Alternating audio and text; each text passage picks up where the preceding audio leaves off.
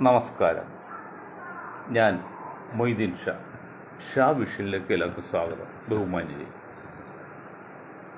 എൻ്റെ ജന്മദേശം ചെമ്പർക്കി മലയിടത്ത് വെച്ച് അവിടെ പാര്യത്തുകാവിൽ 10-70 വർഷം പഴക്കമുള്ള ഒരു കേസാണ്. ശങ്കരൻ നായരും മക്കളും അവിടെ കുറേ ഹരിജനങ്ങൾ തമ്മിലുള്ള ഒരു തർക്കം.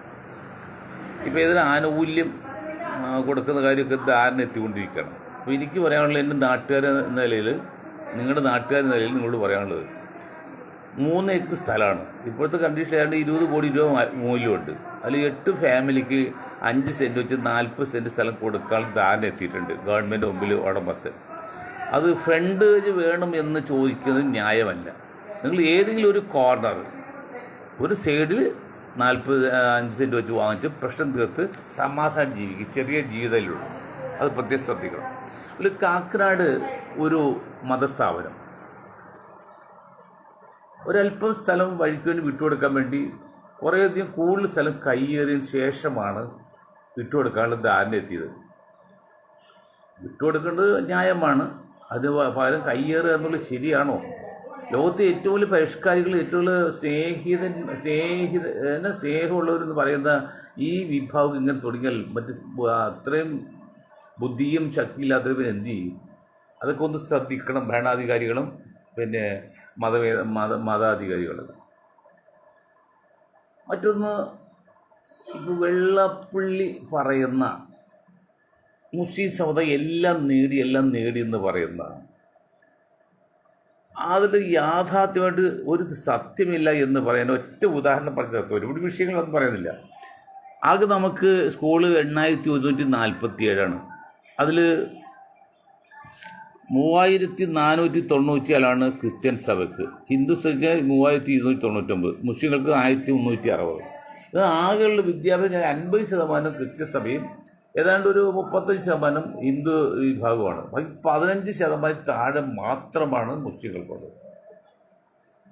ആ സത്യം അങ്ങനെ ഇരിക്കെ ആകെയുള്ള ജനസംഖ്യയിൽ കേരളത്തിൽ 15% ക്രിസ്ത്യൻ സമുദായം. അതിൽ 10% ബാക്കി 5% കൺവേർ ക്രിസ്ത്യൻ. അവരൊക്കെ അങ്ങനെയൊന്നും പഠിത്തം കൂടുതൽ മുന്നോട്ട് പോകുന്നില്ല. സ്ഥാപനങ്ങൾ 50% സഭയോട് ബന്ധപ്പെട്ടാണ്. അപ്പോൾ അവരോട് പറയാനുള്ള ചെറിയൊരു കാര്യം, അയ്യങ്കാളി സ്കൂളുകളിൽ താഴ്ന്ന വർഗത്തെ പ്രവേശിക്കില്ല എന്ന് പറഞ്ഞപ്പോൾ അയ്യങ്കാളി നൂറ്റാണ്ട് മുമ്പ് പറഞ്ഞൊരു കഥയുണ്ട്, ഒരു സംഭവമുണ്ട്. ഞങ്ങളുടെ കുട്ടികൾക്ക് പഠിക്കാൻ നിങ്ങൾ സമ്മതിച്ചില്ലെങ്കിൽ നെല്ല് മുളക്കുന്ന പാടം ഞങ്ങൾ പുല്ല് മുളപ്പിക്കും എന്നൊരു വെല്ലുവിളിയല്ല, എന്നൊരു ആശയം അല്ലെങ്കിൽ ഒരു അഭിപ്രായം പറഞ്ഞിട്ടുണ്ട്. ഞങ്ങളുടെ വിഭാഗത്തിൽ ചിലവർ ചോദിക്കുന്നത് തന്നെയാണ്. ഭൂരിപക്ഷം കുട്ടികളും ഞങ്ങളുടെ, ഭൂരിപക്ഷ സ്ഥാപനം സഭയ്ക്ക് സഭയുടെ ക്രിസ്ത്യൻ സമുദായം. അപ്പോൾ ഒരു ധാരണ എത്തണ്ടേ? ചില അപൂർവമുള്ളൂ, ചില സഭയും ക്രിസ്ത്യൻ മാനേജ്മെൻറ്റും പിന്നെ പ്രശ്നങ്ങൾ ഉണ്ടാക്കുന്നുണ്ട്. അങ്ങനെ ഏറ്റവും അവസാനം കൊച്ചിയിലെ കാര്യം കഴിഞ്ഞു. ഇപ്പോഴത്തെ ശാസ്താംകോട്ടയിൽ 19 കുട്ടികളും തൊപ്പിയുള്ളവരും വെള്ള വസ്ത്രം ഇട്ടവരും പറ്റില്ല എന്നൊക്കെ പറഞ്ഞു. സ്കൂളിൽ യൂണിഫോം വേണം, അത് സംശയമൊന്നുമില്ല, അത് തെറ്റുമില്ല. അതൊക്കെ പിന്നെ ചെയ്ത് സഹകരിച്ച് പോകണം. ഇപ്പോൾ ഏതെങ്കിലും ഗവൺമെൻറ് അതിൻ്റെ പ്രിൻസിപ്പാളെ ഒരു ലേഡിയാണ്, സ്ത്രീയെ സസ്പെൻഡ് ചെയ്തിട്ട് കാണുന്നുണ്ട്. അപ്പോൾ പറയാനുള്ള ഇതാണ്, ഒരു പരസ്പര ധാരണ എത്തിപ്പോവുക. അതല്ലെങ്കിൽ ഇവിടെ ഒരു വ്യക്തിയെ കൊണ്ടോ ഒരു സമുദായത്തെ കൊണ്ടോ ഒരു സമൂഹത്തെ കൊണ്ടോ ഒരു പ്രദേശത്തെ കൊണ്ടോ ഒന്നും ജീവിക്കാൻ പറ്റില്ല. നമുക്കൊരു കോറിലേഷൻ, ഒരു സഹകരണം വേണം.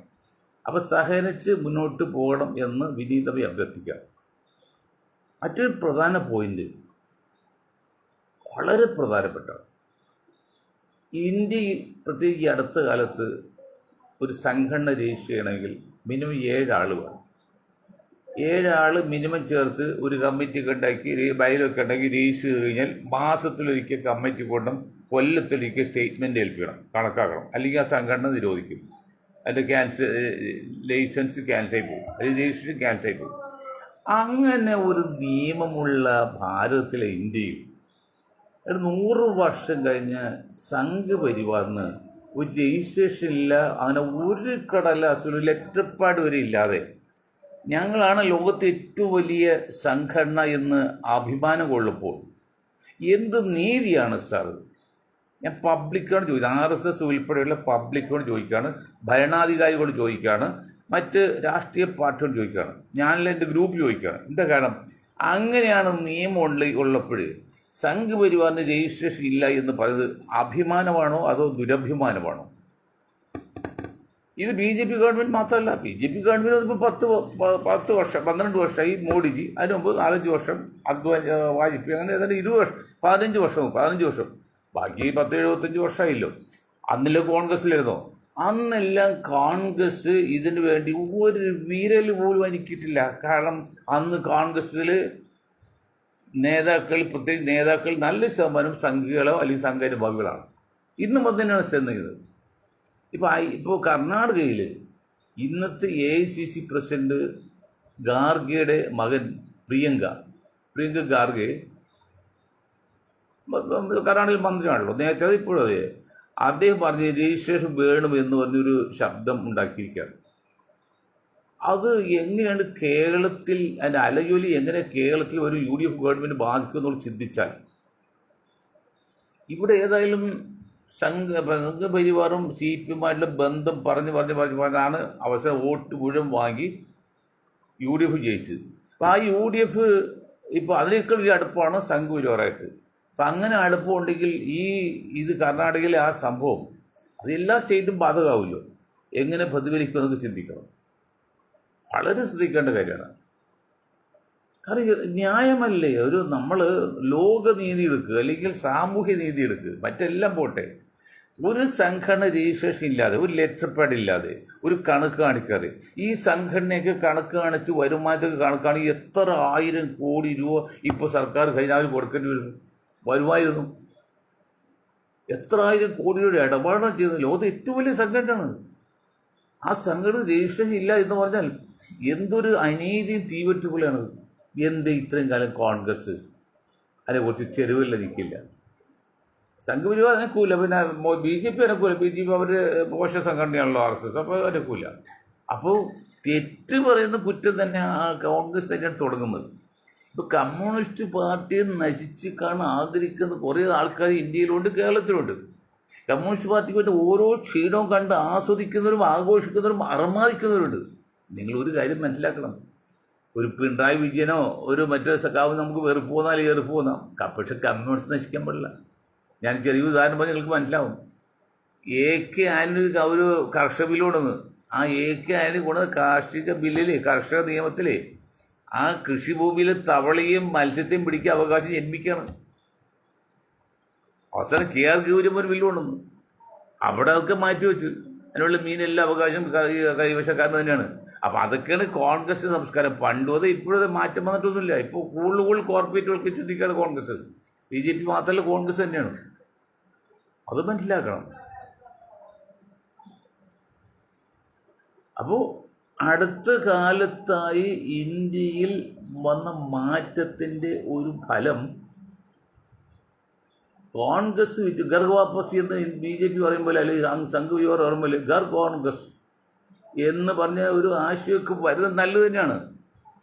ശരത് പവാറും മമതയൊക്കെ ഇവർക്കെല്ലാം ബുദ്ധി ഒതുക്കണമെങ്കിൽ ആസത്തിൽ നല്ല അടി കിട്ടുമ്പോഴേ ബുദ്ധി ഒതുക്കുള്ളൂ. തുണി മാറ്റി ചന്തിക്ക് ചൂലോട് അടിക്കുമല്ലോ, അപ്പോഴേ ബുദ്ധി കളിയുള്ളൂ. ഇതൊക്കെ യൗവന കാലത്ത് സോണിയാഗാന്ധി അല്ലെങ്കിൽ രാഹുൽ ഗാന്ധി പ്രശ്നം ഉണ്ടെങ്കിൽ സംസാരിച്ച് തീർത്ത് മുന്നോട്ട് പോയെങ്കിൽ ഇത്രയും പാടുപെടണോ? ഇനി ഈ ശരത് പവാറും മറ്റേ മമതയ്ക്ക് എത്ര പാടുപെട്ടാലാണ് ഇനി ഈ BJP ഗവൺമെൻറ് താഴെക്കാൻ പറ്റുക? അവരുടെ കാലത്ത് നടക്കുന്നില്ല. ഇവരൊക്കെ വയസ്സായില്ലേ, പടുവൃദ്ധന്മാരായില്ലേ. ശരത് പവാറിന് ദൈവമേ പടച്ചോനെ അസുഖം ആർക്ക് വൈകായിക്കട്ടെ, അദ്ദേഹത്തിൻ്റെ ഈ കല പോലും പോയി, അസുഖം വന്നോടി അദ്ദേഹം നിരാശനായി. മമതി അത് തന്നെയാണ്, സന്താനമില്ല, ഒന്നുമില്ല, ഒറ്റക്കാണ്, തീരെ അവശനായി. സോണിയാഗാന്ധി അവശയായി. പിന്നെ ആരാള്? രാഹുൽ ഗാന്ധി അത്ര തെളിയുന്നില്ല. ഗാർഗിയാണ് പൈസ. ഇനിയിപ്പോൾ ഇന്ത്യൻ നാഷണൽ കോൺഗ്രസ് നയിക്കാൻ, പ്രതിപക്ഷ മുന്നിൽ നയിക്കാൻ ഒരു ദേശീയ നേതാവ് എന്ന് പറഞ്ഞാൽ ആരാള്? ലാലു നമുക്ക് വേണ്ടി പറയായിരുന്നു, മൊലായത്തെ പറയായിരുന്നു, നിതീഷ് കുമാർ പറയായിരുന്നു. ബാക്കി കോൺഗ്രസ്സിൽ ദേശീയ നേതാവ് എന്ന് പറയാൻ പറ്റിയ ആരാള്? ആകെ ഉള്ളത് രാഹുലാണ്. രാഹുൽ ദേശീയ നേതാവായിട്ട് കണക്കാക്കാൻ പറ്റുമോ? അതിനുള്ള ക്വാളിറ്റി ഉണ്ടോ? ഇപ്പം അതാ പറയുക, കോൺഗ്രസ്സിൽ ഇപ്പോൾ ഏതാണ്ട് ഷെർത്തും ഫാളുവെന്നും മുസ്ലിങ്ങൾ പറയും. ഏതാണ്ട് യോജിച്ച ഒരാളുള്ള ഇയാളാണ് ശിവകുമാറാണ്. ശിവകുമാർ എല്ലാം തിരിഞ്ഞ ആളൊന്നുമില്ല. പക്ഷെ ആ ശിവകുമാറിനെ മുന്നിൽ നിർത്തി കൂടുതൽ കളിക്കാൻ പറ്റുമോ? ഇനി ശരത് പവാർ വന്ന് എന്ത് ചെയ്യാൻ പറ്റും? തന്നെ നിൽക്കാൻ പറ്റില്ല. ഇനി മമത വന്ന് എന്ത് ചെയ്യാൻ പറ്റും? അവരെ അണികളെ കൂടി നിർത്തി കൊടുക്കാം. ഇപ്പം എന്താണ്, കോൺഗ്രസ് പുനരുദ്ധരിക്കാൻ വേണ്ടി മമതക്ക് ദേശീയ വൈസ് പ്രസിഡന്റ് തന്നെ ഒരാളുടെ സപ്പോർട്ടോടെ നടക്കണമെങ്കിൽ ആ ഘട്ടമെത്തി. ആ പ്രവൃത്തിയായില്ലേ? ശരത് പവാർ അങ്ങനെ തന്നെയാണ്. ഇവിടെ യുവതലമുറക്ക് യുവാക്കൾക്ക് സമയം കൊടുക്ക്, സന്ദർഭം അവകാശം കൊടുക്ക്, സമയം കൊടുക്ക്, അവസരം കൊടുക്ക്. ഇല്ലെങ്കിൽ കോക്രോച്ചൊക്കെ വന്ന് കയറും. ഇപ്പൊ പൂനെയിൽ ഇന്നലെ കോക്രോച്ചിന്റെ വലിയ സമ്മേളനം നടന്നുണ്ട്. പല സ്ഥലവും നടക്കുകയാണ്. അവർ ഉദ്ദേശബുദ്ധി അവരൊപ്പം കോക്രോച്ച് മെയിൻ ആൾ പറഞ്ഞ് ഹിന്ദു മുസ്ലിം വിട്ടുകളെ നമുക്ക് വിദ്യാർത്ഥികളെ സഹായിച്ചിട്ട് രാജ്യനന്മയ്ക്ക് പ്രവർത്തിക്കാന്നൊക്കെ പറയുന്നുണ്ട്. അതിൻ്റെയൊക്കെ ദ്വയാർത്ഥവും ധ്വനിയൊക്കെ എന്താന്ന് ഒന്നുകൂടി സ്റ്റഡി ചെയ്യണം. ഏതായാലും ഒരു വഴിയാണ്. അപ്പൊ എന്ത് പറ്റി ഈ മമതക്കൊക്കെ? എന്താ പറ്റി? വേണ്ടത്ര അവസ്ഥ ഉണ്ടായതില്ലേ കോൺഗ്രസിന്? അതൊന്നും ചെയ്യാതെ BJP വളർത്തിക്കൊണ്ടുവരല്ലേ എല്ലാ സാഹചര്യവും. ഇപ്പൊ കേരളത്തിൽ പോലും 3 സീറ്റ് കൊടുത്ത് കമ്മ്യൂണിസ്റ്റ് പാർട്ടി കോൺഗ്രസ് മത്സരിച്ചപ്പോൾ BJP 3 സീറ്റ് കൊടുത്തു. ഞാൻ പറയുന്നുണ്ടോ, ഈ 3 സീറ്റ് കിട്ടില്ലായിരുന്നു. ആ ഈഴ വിഭാഗത്തിലെ BDJസിനെ ഇലക്ഷൻ മുമ്പ് UDFിലേക്ക് വിളിച്ച് വരുമായിരുന്നു. ആ UDF നിർത്തി 3 സീറ്റ് പോയതിന്. അപ്പോൾ അവർക്ക് കിട്ടിയ 3 സീറ്റ് കിട്ടിയതിന് ശേഷം കമ്മ്യൂണിസ്റ്റ് പാർട്ടിയെ മുസ്ലിം ലീഗിനെ ഒഴിവാക്കാൻ വേണ്ടിയുള്ള കളിയാണ് ഇപ്പോൾ കളിക്കുന്നത് കോൺഗ്രസ്. ഇത് ലീഗുകാർക്ക് പോലും മനസ്സിലാകുന്നതോ കമ്മ്യൂണിസ്റ്റുകാർക്ക് പോലും മനസ്സിലാകുന്നതോ? കമ്മ്യൂണിസ്റ്റ് തകർക്കാൻ ഇപ്പോഴും UDFിൻ്റെയും BJPയുടെ ശ്രമം. കമ്മ്യൂണിസ്റ്റ് ഇല്ലാത്ത ഒരു ഭരണം, ലീഗ് ഇല്ലാത്ത ഒരു ഭരണം, 2 കക്ഷികൾ. ഒന്ന് എന്താണ്, BJP നയിക്കുന്ന മുന്നണിയും കോൺഗ്രസ് നയിക്കുന്ന വേറെ മുന്നണിയും. ഇതാണ് അവർ ലാസ്റ്റ് ലക്ഷ്യം. തന്നെയുമല്ല, ഞാൻ ഒരു കാര്യം പറയാം, മരിച്ചില്ലെങ്കിൽ ഒരു 3 മാസത്തിനകം ഇപ്പൊ വെള്ളാപ്പള്ളി എല്ലാം അകത്താക്കും എന്നൊക്കെ പറഞ്ഞ് ഒരു ചുക്ക് സംഭവിക്കാൻ പോകുന്നില്ല. വെള്ളാപ്പള്ളിക്കും മകനൊക്കെ പരമാവധി സ്ഥാനമാനങ്ങൾ UDF കൊടുത്ത് UDFിൻ്റെ ആൾക്കാരെല്ലാം സപ്പോർട്ട് ചെയ്യും. തൽക്കാലം പുതുപ്പെണ്ട് പെരപ്പുറം തുറക്കുമ്പോൾ ഇപ്പോൾ ഒന്നും മിണ്ടായിരിക്കുകയാണ്. 3 മാസം കഴിയുമ്പോഴേക്കും പിണറായി സഖാവിനേക്കാൾ കൂടുതൽ അടുപ്പം വെള്ളാപ്പള്ളിയായിട്ട് കാണിക്കും. എല്ലാ സാഹചര്യമാണ്. അതൊരു സംഘപരിവാറിന്റെ വെള്ളാപ്പള്ളിയുടെ കയ്യിലാണ്. വെള്ളാപ്പള്ളി നിർത്തിയിരിക്കുകയാണ് കൂടെ. അപ്പൊ അതിനെ വെറുപ്പിച്ചൊന്നും കേരളത്തിൽ ഇവർക്കൊന്നും ചെയ്യാൻ പറ്റില്ലെന്ന് മാത്രമല്ല, അങ്ങനെ ഒരു ധാരണ എത്തിയിട്ടുണ്ട് സാർ. അതെന്തിനാണ് മംഗലാപുരത്ത് പോയത് ജനുവരി 1-ാം തീയതി പോയത് മോഡിക്കിയുടെ ആളെ വേണ്ടി, അല്ലെങ്കിൽ എങ്ങനെയാണ് 1-ാം തീയതി മോഡി കോൺഗ്രസ് ജയിക്കുമെന്നും നമ്മുടെ ഇപ്പോഴത്തെ CM മുഖ്യമന്ത്രി ആവുന്നൊക്കെ ഒരു സൂചന കിട്ടിയിട്ടാണല്ലോ. ആ ഒരു കൈയാളൽ, ആ ഒരു സഖ്യം, ആ ഒരു ധാരണ വെള്ളാപ്പള്ളി കാലത്തും വരും. ഒന്നും ചെയ്യാൻ പോകുന്നില്ല. വെള്ളാപ്പള്ളി ഒന്നും ചെയ്യാൻ പോകുന്നില്ല. അത് ചെയ്യാൻ പോകുന്നില്ല പറയാൻ കാരണം, ഞാനൊരു രാഷ്ട്രീയക്കാരൻ, ചെറുതെങ്കിലും ജനതാദൾ നാഷണലിസ്റ്റിന്റെ സംസ്ഥാന പ്രസിഡന്റാണ്, അതിന്റെ സ്ഥാപക പ്രസിഡന്റ് കൂടിയാണ്. പക്ഷേ ഞങ്ങൾ കൊച്ചു പാർട്ടിയാണ്. ഒരു കാര്യം പറയട്ടെ, കോൺഗ്രസും കമ്മ്യൂണിസ്റ്റും പഠിക്കിട്ട് കാര്യമില്ല, BJP പഠിക്കിട്ട് കാര്യമില്ല. INTUCയുടെ പ്രസിഡന്റ് ചന്ദ്രശേഖർ 1-ാം തരം നായർ, അദ്ദേഹം, ഞങ്ങൾ അന്ന് പോയി 100 കോടി, ഇന്നിപ്പോൾ ചാനൽ 500 കോടിയുടെ തോട്ടണ്ടി ഇറക്കുകയും ചെയ്താലും അവിടെ കൂടുതൽ വിലക്ക് വാങ്ങിച്ചു ഇവിടെ കൊണ്ട് കുറഞ്ഞ വിലക്ക് ഇവിടുത്തെ കച്ചവടക്കാർക്ക് കൊടുക്കും. അവർ 8 വിലക്ക് എക്സ്പോർട്ട് ചെയ്യും. അങ്ങനെ ഏതാണ്ട് 500 കോടി രൂപയുടെ അഴിമതി ചെയ്തതാണ് കണക്ക്. CBI അന്വേഷിച്ചപ്പോട്ട് 2-3 വർഷം അന്വേഷിച്ചിട്ട് 80 കോടി കിട്ടി. ബാക്കി അന്വേഷിച്ച് താമസം പിടിക്കുന്നുണ്ട്. അവരും തൽക്കാലം പെന്നിൽ വെച്ചിരിക്കുക. ഏതായാലും കോടിക്കണക്കിന് രൂപയുടെ അഴിമതി നടത്തിയിട്ടുണ്ട്. അത് 10 വർഷം പിണറായി ഭരിച്ചുകൊണ്ടിരുന്നില്ലേ? അനക്കിയോ? ഇനിയിപ്പോൾ കോൺഗ്രസ് ഗവൺമെന്റ് പിണറായി അവർക്ക് സഹായം ചെയ്തു കൊടുത്തെങ്കിൽ ഇനി കോൺഗ്രസ് ഗവൺമെന്റ് ചന്ദ്രശേഖരൻ ഒഴിവാക്കുമോ? INTUCയുടെ പ്രസിഡന്റ് അല്ലേ? കഴിഞ്ഞ വർഷം സീറ്റ് വേണ്ടി നടന്ന് 5-6 കോടി കൊടുക്കും. 500 കോടി കിട്ടിയപ്പോഴത്തല്ലേ കോടി എത്ര കൊടുക്കാം? പക്ഷെ ജനങ്ങൾ കല്ലുച്ചെറിയേണ്ടവരിൽ കോൺഗ്രസ് സീറ്റ് കൊടുത്തില്ല. അവിടെ അവരെ ഒന്നായി. INTUC പിന്നെ CAT ഒക്കെ ഒന്നായി. പിണറായി വിജയൻ 10 വർഷം ഉണ്ടായില്ല, അനങ്ങിയില്ലത് മാത്രം സഹായം ചെയ്ത്. അത് വെള്ളാപ്പള്ളി കേസ് എത്ര കഠിനമായ രേഖകളുള്ള തെളിവുകളാണ്. എന്നിട്ട് അനങ്ങിയോ? പൂഴ്ത്തി വെച്ചില്ലേ? ഇനിയിപ്പോൾ UDF ഗവൺമെന്റ് വന്നാലും വെള്ളാപ്പള്ളി മേൽ ഒരനക്കം വരാൻ സാധ്യതയില്ലെന്നാണ് ഒരു മനഃശാസ്ത്ര വിദ്യാർത്ഥി നിലകളിൽ ഞങ്ങളുടെ ഗ്രൂപ്പ് മനസ്സിലാകുന്നത്. അതാണ് അതാണ് അഴിമതി ചെയ്യുന്നവർക്ക് ചൂട്ടുപിടിക്കുക എന്നല്ലാതെ സത്യസന്ധമായിട്ട് ഒന്നും ചെയ്യാൻ സാധ്യമില്ല. സത്യസന്ധമായി ചെയ്യുന്നവർക്കൊന്നും ആയുസ്വരയില്ല. എത്ര ആൾക്കാർ അഴിമതിക്കെതിരെ അല്ലെങ്കിൽ അനീതിക്കെതിരെ പോരാതിട്ട് വണ്ടി ഇടിച്ചൊക്കെ ചത്തുവരുത്. എത്ര ആൾക്കാർ അവരെല്ലാം അഴിമതിക്കെതിരെ അല്ലെങ്കിൽ ഇതുപോലെ കൊള്ളക്കെതിരെയാണ്. ഇപ്പോൾ ഗവൺമെൻറ് പാർട്ടികൾ ചെയ്യുന്നത് കൊള്ളയാണല്ല, അഴിമതിയല്ല. അഴിമതിക്ക് കണക്കുണ്ട്. ഒരു 10-20% കമ്മീഷൻ വാങ്ങിക്കുക അഴിമതി എന്ന് പറയാം. അല്ലെങ്കിൽ ഇതല്ല, കൊള്ളയാണ്. എത്ര കൊള്ള? ഇപ്പോൾ 500 കോടി 2 ഇറക്കുമതി ചെയ്ത് ജനങ്ങളുടെ പണം എടുത്ത് 2 പാർട്ടി വേണ്ടിയില്ല. കാട്ടിലെ തടി എത്ര കോടിയുടെ തടി വിട്ട് വല്ല നടപടി എടുത്തോ? ഏതെങ്കിലും രാഷ്ട്രീയ നേതാക്കളെ ഈ 47 സ്വാതന്ത്ര്യം കിട്ടിയിട്ട് എത്ര 20 വർഷം 80 വർഷത്തിനകത്ത് ഒരു കേസ് ആകെ കൂടി പറഞ്ഞത് നമ്മുടെ ബാലകൃഷ്ണനിലെ ഒരു 24 മുറുക്കട്ട് ജയിലിലിട്ട്. അപ്പോഴൊക്കെ ലോകത്തെ പേര് പറഞ്ഞ് സർട്ടിഫിക്കറ്റ് കൊടുത്ത് ഹോസ്പിറ്റലിലേക്ക് മാറ്റി. അതാണ് ഞങ്ങൾക്ക് അറിവിൽ ചെറിയൊരു ശിക്ഷ വന്നത്. ബാക്കി അദ്ദേഹം ചെയ്തൊക്കെ നിസ്സാര 50 കോടി പറ്റുള്ളൂ, നിസ്സാര കേസുകളൊക്കെ. ഇതാണ് അവസ്ഥ. പറഞ്ഞു വരുന്നത്, കോൺഗ്രസിൻ്റെ ഇന്നത്തെ രീതിയിൽ പോവുകയാണെങ്കിൽ ഒരു നിൽക്കും പിടിച്ചു നിൽക്കാൻ പറ്റില്ല. ആ ഇതിൽ പോകുന്നത് അവർക്ക് ചെയ്യണമെന്ന് ആത്മാർത്ഥമുണ്ട്. BJP ഗവൺമെൻറ് താഴെ ഇറക്കണമെന്ന് ആഗ്രഹമുണ്ടെങ്കിൽ അവർ ചെയ്യേണ്ട ഇതാണ്. BJP ഒഴിച്ചുള്ള എല്ലാവരും ചേർത്ത് ഒരു പ്രസ്ഥാനം ഉണ്ടാക്കണം, അല്ലെങ്കിൽ മുന്നണി ഉണ്ടാക്കണം. എന്നിട്ട് ഒരു 60 വയസ്സിൽ താഴെയുള്ള ആൾക്കാർ ചാർജ് ഏൽപ്പിക്കണം. രാഹുൽ ഓക്കെ 40-47 വയസ്സ് 50 വയസ്സൊക്കെ ഉള്ളൂ. പ്രിയങ്ക ഓക്കെ. സോണിയൊക്കെ മാറ്റി നിർത്തണം. കാരണം സുഖമില്ലാത്ത ആ സ്ത്രീ എന്ത് കഷ്ടപ്പെടുത്തണം. ആൾക്കൂടെ കാണുമ്പോൾ തലയിറങ്ങും. അവർ അത്ര സുഖമില്ലാത്ത ആളാണ്. അപ്പം നമ്മുടെ ഈ ശിവകുമാർ ഏതാണ്ട് അതുപോലെയുള്ളൊരു ഗ്യാങ് വരണം. എന്നിട്ട് പാർട്ടിയുടെ നേതൃത്വം ഏറ്റെടുക്കണം.